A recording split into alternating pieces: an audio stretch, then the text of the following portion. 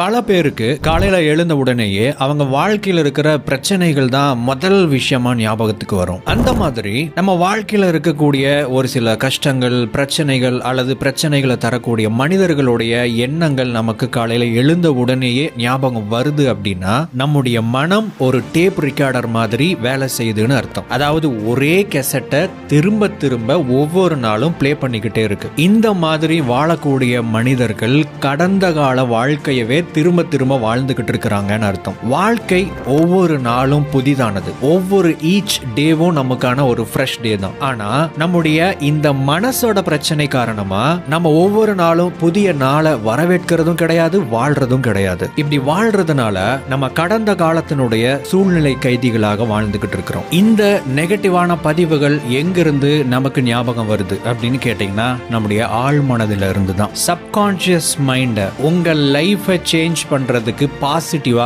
நீங்க ரீப்ரோகிராம் பண்ணணும் அப்படின்னா அதுக்கு என்ன பண்ணணும் அப்படிங்கறதோட சேர்த்து இந்த ஆழ்மனம் எப்படி இயங்குது அதை பத்தின ஒரு சில முக்கியமான கருத்துக்களையும் இன்னைக்கான இந்த வீடியோல நாம தெரிஞ்சுக்க போறோம். பிஃபோர் தட், வணக்க நண்பர்களே, welcome back to growth factor Tamil. நான் உங்கள் வெற்றி கூட்டாளி. Let's begin. உங்களுடைய குணம் எப்படி உருவாகிறது? ஸ்டேட் ஆஃப் பீயிங் அப்படின்னு ஒரு விஷயம் இருக்கு. அதாவது இப்போ நான் எப்படி இருக்கேன் அப்படிங்கிற என்னுடைய நிலை. இந்த என்னுடைய இப்போதைய நிலை எப்படி உருவாக்கப்படுது அப்படின்னு கேட்டீங்கன்னா ரெண்டு விஷயத்தினால. முதலாவது, எனக்குள்ள எது மாதிரியான எண்ணம் ஓடிக்கிட்டு இருக்கு. ரெண்டாவது, நான் எப்படி ஃபீல் பண்றேன். இந்த ரெண்டு விஷயமும் ஒன்னா சேர்ந்து என்னுடைய ஸ்டேட் ஆஃப் பீயிங் உருவாக்குது. இன்னொரு விதத்துல சொல்ல போனா நான் எப்படி நடந்துக்கணும், என்னுடைய குணம் எப்படி அப்படிங்கறத கிரியேட் பண்ணுது. என்னுடைய கேரக்டர் அப்படிங்கிறது நெகட்டிவ் ஓரியன்டான கேரக்டரா இருக்கு அப்படின்னா, அதாவது இப்போ என்னுடைய ஸ்டேட் ஆஃப் பீயிங், இப்போ நான் என்ன நிலையில இருக்கேன் அப்படிங்கிறது என்னுடைய கடந்த காலத்தினால இன்ஃப்ளூயன்ஸ் பண்ணப்படுது. கடந்த காலத்துல நடந்த விஷயத்தை பத்தி நான் வருத்தப்படுறேன், நான் கவலைப்படுறேன், இல்ல கடந்த காலத்துல நான் இதை சரியா பண்ணல, அதை சரியா பண்ணிருக்கலாம் அப்படிங்கிற எண்ணத்திலேயே ரிக்ரெட்லயே இருக்கேன். கடந்த காலத்துல நடந்த ஏதாவது ஒரு நெகட்டிவான சம்பவம், ஒரு சூழல் காரணமாக அது சார்ந்த எண்ணங்களே எனக்கு திரும்ப திரும்ப ஒவ்வொரு நாளும் வந்துகிட்டே இருக்கு. அது எனக்குள்ள நெகட்டிவான விஷயத்தை ட்ரிகர் பண்ணுது. நான் நெகட்டிவா ஃபீல் பண்ண ஆரம்பிக்கிறேன். பிரசன்ஸ்ல இல்லாம இருக்கிறது, கவலை, வருத்தம், துக்கம், ரிக்ரெட், இது மாதிரியான விஷயங்கள் எனக்குள்ள நடந்துகிட்டே இருக்கு அப்படின்னா என்னுடைய கடந்த காலத்தை தான் திரும்பவும் என்னுடைய எதிர்காலத்துல உருவாக்க போறேன் அப்படின்னு அர்த்தம். உதாரணத்துக்கு சொல்லணும்னா, நேற்றுக்கு ஏதாவது ஒரு மோசமான ஒரு சம்பவம் உங்களுக்கு நடந்திருக்கலாம். அது உங்களை பயங்கரமா கோபப்படுத்திருச்சு. அடுத்த நாள் காலையில எழுந்திருக்கும் போது நீங்க கோபப்படுறீங்க. அந்த நாள் முழுவதும் அந்த கோபத்தை ஏதாவது ஒரு இடத்துல நீங்க கொட்டிக்கிட்டே இருப்பீங்க. மக்கள் என்ன நினைப்பாங்க? ஓ, இப்படி ஏதோ ஒரு இன்னைக்கு மோசமான நாள் போல் இருக்கு அப்படின்னு நினைச்சுக்குவாங்க. இதுவே நீங்க மாச கணக்குல தொடர்ச்சியா பண்ணிக்கிட்டே இருக்கும்போது என்ன ஆகும்? இவர் எப்படிதான்ப்பா சிடுமூஞ்சி, எப்ப பார்த்தாலும் எரிஞ்சு கொட்டிக்கிட்டே இருப்பார், இவர் கேரக்டரே இப்படிதான் அப்படிங்கிற மாதிரி கோபப்படுவது அப்படிங்கிறது உங்க கேரக்டரா மாறி போயிடும். ஃபியூச்சர்ல நீங்க எதை கிரியேட் பண்ணுவீங்க? அகைன் another bad டேவை கிரியேட் பண்ணுவீங்க. முன்னாடி நடந்த அந்த மோசமான நாளையே திரும்ப திரும்ப நீங்க உருவாக்கிக்கிட்டே இருப்பீங்க. அதே வாழ்க்கைய நீங்க எதிர்காலத்துல கிரியேட் பண்ணிக்கிட்டே இருப்பீங்க. பட் உண்மையாவே அதை நீங்க பிடிச்சுதான் பண்றீங்களா அப்படின்னா இல்ல, அது உங்களுக்கு பிடிக்கல, அதை நீங்க வெறுக்கிறீங்க, அது உங்களை கோபப்படுத்தி இருக்கு, இல்ல கஷ்டப்படுத்தி இருக்கு. இந்த கோபம் அல்லது எந்த ஒரு நெகட்டிவான விஷயமா இருந்தாலும் நீங்க ஒவ்வொரு நாளும் அதை நீங்க உருவாக்கிக்கிட்டே இருக்கும்போது, அதாவது அதை மனசுல வச்சுக்கிட்டே இருக்கும்போது உங்களுக்கு பிடிக்காத அந்த மோசமான வாழ்க்கை சூழலை, வாழ்க்கைய நீங்க உருவாக்கிக்கிட்டே இருப்பீங்க. ஆழ்மனம் எப்படி உங்களை ஆட்டுவிக்கிறது? உங்களுடைய ஒவ்வொரு நாளையும் நீங்க உங்களுடைய ஆழ்மனதுல இருக்கிற ப்ரோக்ராம் படி தான் நடந்துக்கிறீங்க அப்படின்னு சொன்னா உங்களால நம்ப முடியுமா? இது ஒரு கம்ப்யூட்டர் ப்ரோக்ராம் மாதிரி. உங்க போன்ல ஏதாச்சும் ஒரு ஆப் இருக்குன்னு வச்சுக்கோங்க. அந்த ஆப்பை நீங்க ஒவ்வொரு முறையும் ஓபன் பண்ணும்போது என்னென்ன விஷயம் நடக்கணும் அப்படின்னு ப்ரோக்ராம் பண்ணப்பட்டிருக்கோ அந்த விஷயம் கரெக்டா நடந்துட்டே இருக்கும். உங்களோட லைஃப் நீங்க பாத்தீங்கன்னாலும் இதே மாதிரி தான் இருக்கும். உங்க லைஃப்ல நிறைய பேட்டர்ன்ஸ் நீங்க பார்க்கலாம். உதாரணத்துக்கு, காலையில ஒரு குறிப்பிட்ட நேரத்துல எழுந்திருப்பீங்க. எழுந்திருச்ச உடனேயே மேபி நீங்க வந்து ஒரு இன்ஸ்டாகிராம் பார்க்கலாம், யூடியூப் பார்க்கலாம், அல்லது வாட்ஸ்அப் ஸ்டேட்டஸ் செக் பண்ணலாம், வாட்ஸ்அப் மெசேஜஸ் செக் பண்ணலாம். இதுல ஒரு 10-15 நிமிஷம் போயிடும். அதுக்கப்புறம் உங்க பெட்ல எந்த சைட்ல எந்த மாதிரி எழுந்திருப்பீங்களோ அதே பேட்டர்ன்ல அதே பொசிஷன்ல எழுந்திருச்சு முடிச்சு நேரா பாத்ரூம் போவீங்க. அங்க நீங்க அடைக்க வேண்டிய லோன் எல்லாம் அடைச்சு முடிச்சுட்டு, காலை கடன்களை எல்லாம் முடிச்சுட்டு ஒரே மாதிரியான பேட்டர்ன்ல பிரஷ் பண்ணுவீங்க, ஃபேஸ் வாஷ் பண்ணுவீங்க, குளிப்பீங்க, அல்லது வாட் எவர் நீங்க என்ன ரூட்டீனை ஃபாலோ பண்ணுவீங்களோ அதை ஃபாலோ பண்ணுவீங்க. ஒரே மாதிரியான உணவு முறை, அதுக்கப்புறம் நீங்க ஏதாவது உங்களுடைய வேலைக்கு கிளம்புவீங்க, ஒரே மாதிரியான ரூட்ல டிராவல் பண்ணுவீங்க, அதுக்கப்புறம் ஒரே மாதிரியான மனிதர்களை மீட் பண்ணுவீங்க. அவங்கள மீட் பண்ணா என்ன நடக்குமோ அதே மாதிரியான விஷயத்த அந்த இடத்துல நீங்க மீட் பண்ணும்போது நடக்கும். உங்களுடைய ஹோல் டேவை இதே மாதிரி நீங்க ரன் பண்ணுவீங்க. இதைத்தான் நாம ப்ரோக்ராம் அப்படின்னு சொல்றோம். உங்களுடைய சப்கான்ஷியஸ் மைண்ட் எப்படி ப்ரோக்ராம் பண்ணப்பட்டிருக்கோ அந்த பேட்டர்ன் படி நீங்க ஒவ்வொரு நாளும் நடந்துக்கிறீங்க. இல்ல நீங்க ஒவ்வொரு நாளும் ஒரே மாதிரியான பேட்டர்னை ஃபாலோ பண்றதுனால உங்க ஆழ் மனதுல அந்த ப்ரோக்ராமை நீங்க உருவாக்குறீங்க. இந்த ரெண்டு விஷயத்துல ஏதாவது ஒண்ணு நடந்திருக்கும். நம்ம வாழ்க்கையோட 95% பாத்தீங்க அப்படின்னா நம்மளுடைய சப்கான்ஷியஸ் மைண்டோட ப்ரோக்ராமால உருவாக்கப்பட்டது தான். அண்ட் மிச்சம் இருக்கிற 5% என்ன தெரியுமா? நம்முடைய கான்ஷியஸ் திங்கிங். அதாவது நம்முடைய எண்ணத்தின் மூலமா நாம நல்லா இருக்கணும், லைஃப்ல ஏதாவது அச்சீவ் பண்ணணும், நான் ஒரு பிசினஸ் ஸ்டார்ட் பண்ணணும், நான் இந்த மாதிரி ஒரு லைஃப் லீட் பண்ணணும்னு சொல்லிட்டு நமக்குள்ள வரக்கூடிய அந்த கோல்ஸ் அல்லது இந்த தாட்ஸ், நம்ம நல்லா இருக்கணும்னு நினைக்கிற அந்த எண்ணங்கள், இது வெறும் 5% அந்த தாட்டோட இன்ஃப்ளூயன்ஸ் தான். 95% எங்க இருக்கு? 5% எங்க இருக்கு? சில நேரம் நம்ம இந்த ஆழமான சிந்தனையில மூழ்கி இருப்போம். நம்ம நல்லா இருக்கணும், லைஃபை சேஞ்ச் பண்ணணும், அல்லது இதை அச்சீவ் பண்ணணும், இந்த மாதிரி ஒரு கோலை அடையணும் அப்படின்னு சொல்லிட்டு பெரும்பாலும் ஏன் நம்மால அந்த நாம நினைக்கிற மாற்றத்தை உருவாக்க முடியல அப்படின்னு கேட்டீங்கன்னா இது ஜஸ்ட் 5% இன்ஃப்ளூயன்ஸ் தான். அதுவும் நம்முடைய கான்ஷியஸ் திங்கிங். 95% நம்முடைய ஆழ்மனதனுடைய பதிவு. வெறும் 5 பேர் 95 பேரோட சண்டை போட்டா எப்படி இருக்கும்? அந்த மாதிரியான கதை தான் நம்ம லைஃப்ல நடந்துகிட்டு இருக்கு. உங்க வாழ்க்கையில் மாற்றத்தை உருவாக்குவது எப்படி? ஐ நோ உங்களுக்கு இந்த விஷயம் நல்லாவே தெரியும். உங்க வாழ்க்கையில நீங்க சீரியஸ் டெசிஷன்ஸ் எடுத்து ரொம்ப சீரியஸா தீவிரமா செயல்பட்டா உங்க வாழ்க்கையை நீங்க மாத்தலாம். பட் பொதுவா ஒரு மனிதர் எப்போ அவங்க வாழ்க்கையில ரொம்ப சீரியஸான டெசிஷன் எடுப்பாங்க அப்படின்னு பார்த்தா அவங்க லைஃப்ல ரொம்ப மோசமான ஒரு சூழ்நிலை ஏற்பட்டு வாழ்க்கையவே தோசை மாதிரி திருப்பி போட்டுச்சுன்னா நிச்சயமா அவர் சீரியஸான டெசிஷன் எடுப்பார். பட் அந்த டெசிஷனை உங்க வாழ்க்கைய தோசை மாதிரி திருப்பி போடுற சிச்சுவேஷன் நடக்கிற வரைக்கும் வெயிட் பண்ணி நடந்ததுக்கு அப்புறம் தான் உங்க லைஃபை மாத்தணும்னு அவசியம் இல்லை. அதாவது கஷ்டப்பட்டு உங்க லைஃபை மாத்தலாம், பட் கஷ்டப்பட்டு தான் உங்க லைஃபை மாத்தணும்னு அவசியம் இல்லை. இத நீங்க ஜாலியா என்ஜாய் பண்ணி கூட பண்ண முடியும். நமக்கு கான்ஷியஸ் மைண்ட் அப்படின்னு ஒண்ணு இருக்கு,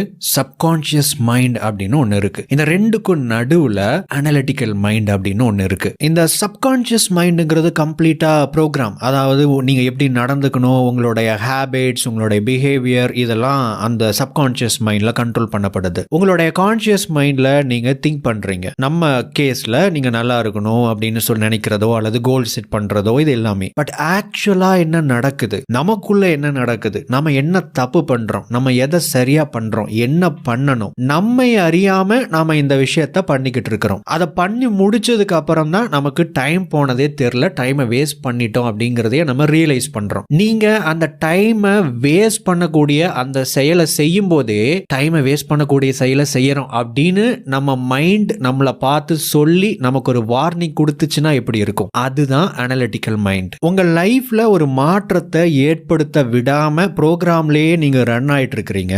நீங்க ப்ரோக்ராம் படி நடக்கிறீங்க அப்படிங்கறத உங்க மைண்ட் உங்களுக்கு ஒரு அலர்ட்டை கொடுத்து அதை மாத்துறதுக்கு உங்களுக்கு அதை சப்போர்ட் பண்ணா எப்படி இருக்கும்? அதுதான் அனலிட்டிக்கல் மைண்ட். இந்த அனலிட்டிக்கல் மைண்டை நீங்க டெவலப் பண்ணணும்னா என்ன பண்ணணும்? மெடிடேஷன் பண்ணணும், தியானம் செய்ய வேண்டும். இதை நீங்க பண்ணுனீங்க அப்படின்னா உங்களுடைய அவேர்னஸ் அதிகமாகும். உங்களை கைட் பண்ணக்கூடிய அந்த மைண்டுக்கு டெய்லியும் தம்பி நீ ஜிம்முக்கு போ, நீ ஒர்க் அவுட் பண்ணு அப்படின்னு சொல்லி அதுக்கு ஒர்க் அவுட் கொடுத்து அதுக்கு நிறைய மார்ஷல் ஆர்ட்ஸை கத்து கொடுத்து உங்களை கண்ட்ரோல் பண்ற அந்த சப்கான்ஷியஸ் மைண்ட் பிஹேவியரோட சண்டைக்கு விடுற மாதிரி உங்களுடைய எண்ண ஓட்டங்களை படிப்படியா குறைச்சு நமக்குள்ள என்ன நடக்குது, நமக்குள்ள என்ன மாற்றம் நடக்குது, நாம இப்ப எப்படி ஃபீல் பண்றோம், நமக்குள்ள என்ன தாட் ப்ராசஸ் ஓடிக்கிட்டு இருக்கு, இந்த விஷயத்தை எல்லாம் நம்மால நம்முடைய மைண்டை பார்க்க வைக்க முடியும். அதைத்தான் இந்த அனலிட்டிக்கல் மைண்ட் செய்யுது. இதை நீங்க மெடிடேஷனை ப்ராப்பரா டெய்லியும் ஃபாலோ பண்றதன் மூலமா உருவாக்க முடியும். பல பேர் இந்த ஓவர் திங்கிங்னாலையும் நெகட்டிவ் திங்கிங்னாலையும் அல்லது கடந்த காலத்துல நடந்த நெகட்டிவான விஷயங்களை திரும்ப திரும்ப ரீகால் பண்ணிக்கிட்டே இருக்கிறதுனால அவங்களுடைய மைண்டுக்கு நெகட்டிவான சிக்னல்ஸை அனுப்பி அனுப்பி அதே சிச்சுவேஷனை பிரசன்ட்ல கிரியேட் பண்ணிக்கிட்டே இருக்கிறாங்க. இதை நீங்க கண்ட்ரோல் பண்ணணும் அப்படின்னா மெடிடேஷன் அப்படிங்கிறத பிராக்டிஸ் பண்ணும்போது இதை கண்ட்ரோல் பண்ணக்கூடிய அந்த ஸ்டேட்டை, அந்த ஸ்ட்ரென்த்தை நீங்க உங்க மைண்டுக்கு உருவாக்குவீங்க. மெடிடேஷன், தியானம் அப்படின்னா கண்ணை மூடி உட்கார்ந்துக்கிறதுக்கு பேர் மெடிடேஷன் கிடையாது. மெடிடேஷன் இட்ஸ் a ஸ்டேட், அது ஒரு நிலை. பட் அந்த நிலையை அடையணும் அப்படின்னா நீங்க ஒரு மிகப்பெரிய போராட்டம் நடத்த வேண்டி இருக்கு, உங்க மனசோடையும் உங்க உடம்போடையும். நீங்க சீரியஸா மெடிடேஷன் பண்ணலாம் அப்படின்னு சொல்லிட்டு உட்காரும் போதுதான் மூக்கு பயங்கரமா அரிக்கும், கண்ட இடத்துல எறும்பு கடிக்கும். அப்பதான் திடீர்னு பக்கத்து வீட்டுக்காரங்க பயங்கரமா சண்டை போடுவாங்க, இல்ல சத்தம் போட்டுக்கிட்டு இருப்பாங்க. 10 வருஷத்துக்கு முன்னாடி நடந்ததெல்லாம் ஞாபகத்துக்கு வரும். இதுக்கான காரணம் என்ன அப்படின்னா, நீங்க மெடிடேஷன் பண்ணும்போது இந்த ஒரு மெடிடேஷன் அப்படிங்கிற ஸ்டேட்டுக்குள்ள போறதுக்கு முன்னாடி அந்த மாற்றத்தை உங்க உடம்பும் மனசும் விரும்பாததுனால